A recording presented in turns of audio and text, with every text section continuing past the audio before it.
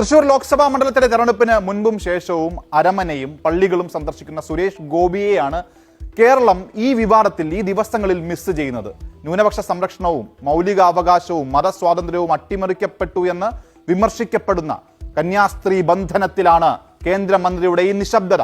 അപ്പോൾ സംസ്ഥാന അധ്യക്ഷനും BJP നേതാക്കളും ഒക്കെ ഛത്തീസ്ഗഡ് പോലീസ് നടപടിയെ തള്ളിക്കളഞ്ഞിട്ട് പോലും അതേ പാർട്ടിയിലെ MP-ക്ക് ഒരു പൊസിഷൻ എടുക്കാൻ ഈ 7ാം ദിവസവും കഴിയുന്നില്ല.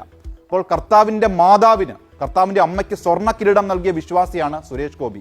അതേ സുരേഷ് ഗോപി തന്നെയാണ് കർത്താവിൻ്റെ 2 മണവാട്ടിമാർ ഛത്തീസ്ഗഡിലെ ദുർഗിലെ കാരാഗ്രഹത്തിൽ ക്രൂശിക്കപ്പെടുമ്പോൾ ഇങ്ങനെ ഈ ഒരാഴ്ച മൗനിയായതും.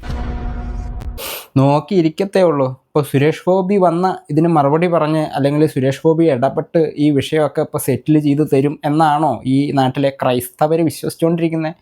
ഇലക്ഷൻ്റെ സമയത്ത് അങ്ങേര് പള്ളികൾ മുഴുവൻ കയറി നരങ്ങി മുട്ടിലഴഞ്ഞ് കിരീടവും കൊന്തയും കുരിശും ഒക്കെ കൊടുത്തുകൊണ്ട് നടന്നിരുന്നത് ആ മനുഷ്യന് അതിൻ്റെ ആവശ്യമുണ്ടായിരുന്നു.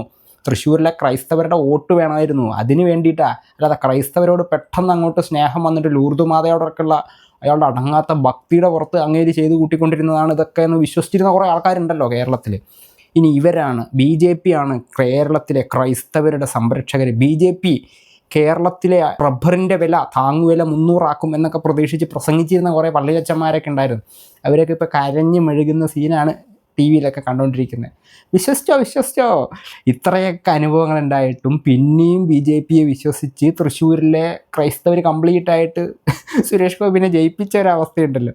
അന്ന് സുരേഷ് ഗോപിയുടെ ഈ പള്ളിക്കയറ്റവും പള്ളിയിറക്കവും കൊന്തയും കുരിശും കിരീടവും ഇതൊക്കെ കണ്ടിട്ട് സുരേഷ് ഗോപിനെ വിശ്വസിച്ച് വോട്ട് ചെയ്ത് ജയിപ്പിച്ച കുറേ ക്രിസ്ത്യാനികളുണ്ട് തൃശ്ശൂരിൽ. അവരുടെയൊക്കെ കാര്യം ആലോചിക്കുമ്പോൾ സത്യം പറഞ്ഞാൽ സഹതാപമുണ്ട് കേട്ടോ.